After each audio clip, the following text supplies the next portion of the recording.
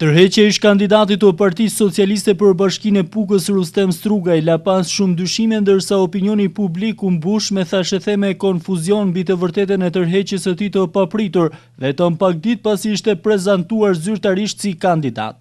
Puka Televizion në tentativë për të mësuar të vërtetën e kësaj tërheqje, nëse ishte ashtu siç u publikua nga vetë zoti Strugaj, apo kishte çështje të tjera të cilët duhet të mbuloheshin përmes gjendjes shëndetësore të ish kandidatit, ka arritur të sigurojë emailin përmes të cilit me 23 prill ish kandidati njofton të kreun e Partisë Socialiste të Shqipërisë, njëherët kryeministër, për tërheqje nga gara.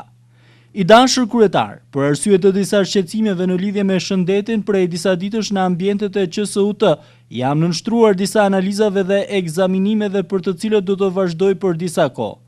Duke pasur parasysh gjendjen time shëndetësore dhe periudhën e zgjedhjeve, e cila është futur në një fazë intensive, në konsult me mjekët më është rekomanduar që t'i nënshtrohem disa ditëve pushim. Shkrua ndër të tjera Strugaj në korrespondencën elektronike me kryeministrin Rama.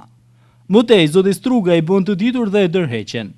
Për të mos krijuar probleme me ecurinë e procesit, duke shprehur falënderime dhe konsideratën më të lartë për besimin që kishit ju personalisht, duke vendosur të më kandidoni për detyrën e rëndësishme të kryetarit të Bashkisë PUK, në pamundësi fizike, jam i shtrënguar t'ju kërkoj të më lironi nga kjo detyrë, duke i hapur rrugë një prej disa kandidatëve të propozuar nga strukturat e Partisë Socialiste të Bashkisë së Pukës. Emaili i Strugajt në drejtim të Ramës vion edhe mëtej, ndërsa nuk dihet nëse mori një përgjigje nga kryesocialisti, i cili për Strugajn kishte vendosur vetë që të ishte kandidati të majtës në Pukë.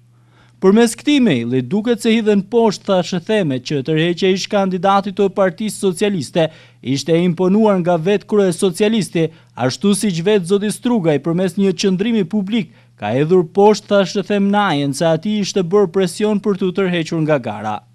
Teksa Rustem Strugaj ka kërkuar falje të gjithë mbështetësve për tërheqjen, e ka siguruar këta të fundit se ai kurrë nuk mund të bëhej pjesë e skemave për të cilët ishte përfolur gjatë këtyre ditëve në Pukë. Tërheqja e Strugajt nuk kaloi pa marrë vëmendjen edhe të deputetit Paulin Sterkaj gjatë një takimi elektoral në Fusharrës.